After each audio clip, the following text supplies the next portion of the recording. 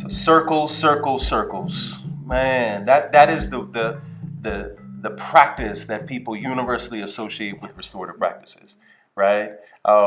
People say, yeah, I do that restorative stuff. I do circles, right? But being in a circle does not restorative make, right?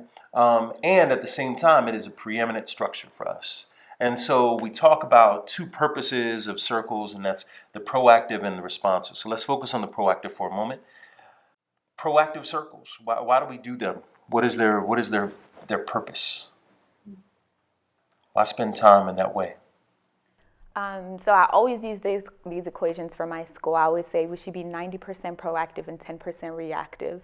And I think what a lot of people don't see in school-wise is that proactive circles allow us to see each other. It allows us to get to know each other. It allows us to see our little perks and triggers and so forth, right? And when you understand someone's who they are and why they are, you are more accountable to them, right? So I can't cause you harm without being accountable because I'm aware of how I've harmed you.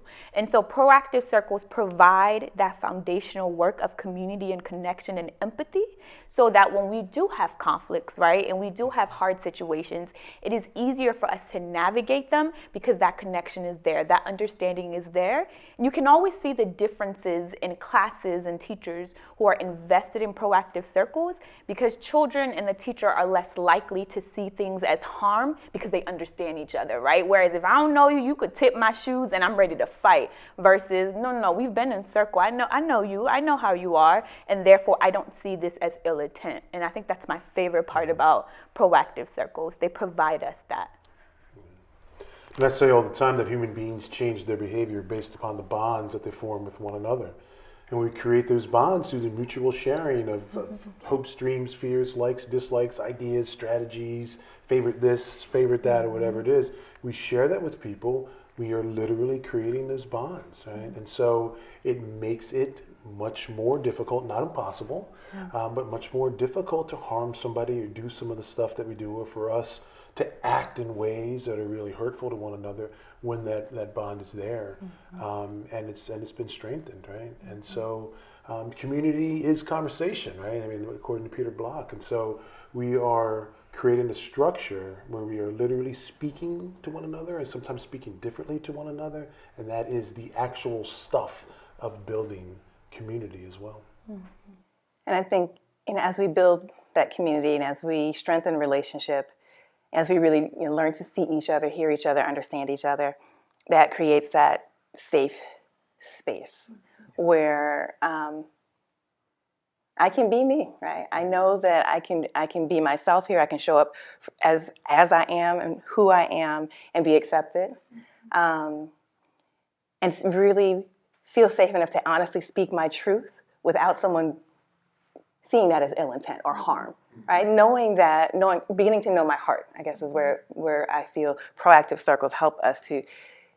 We're speaking from the heart, we're listening from the heart, and when you understand that I'm in my heart space, even when I'm saying something that might be critical or might be feedback that you may not be really wanting to hear, it can be received in that same heart space.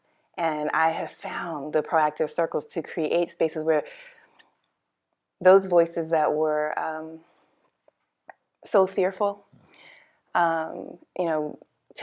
to show up, finally found like some solid ground to stand on. To me, that is the most powerful. Like, one thing I say over and over is the power of the circle. Don't underestimate the power of the circle, because when those voices find a space to actually speak out, like, that to me is the most important part of the work that we're doing here.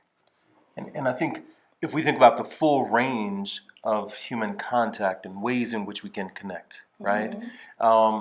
What the circle is unique in doing is that it institutionalizes a democratic structure. In fact, one would say it's the most ancient of our democratic structures, to be able to be in a circle with no head, to be in a circle where everyone has equal access to have their voice heard, right? To receive information.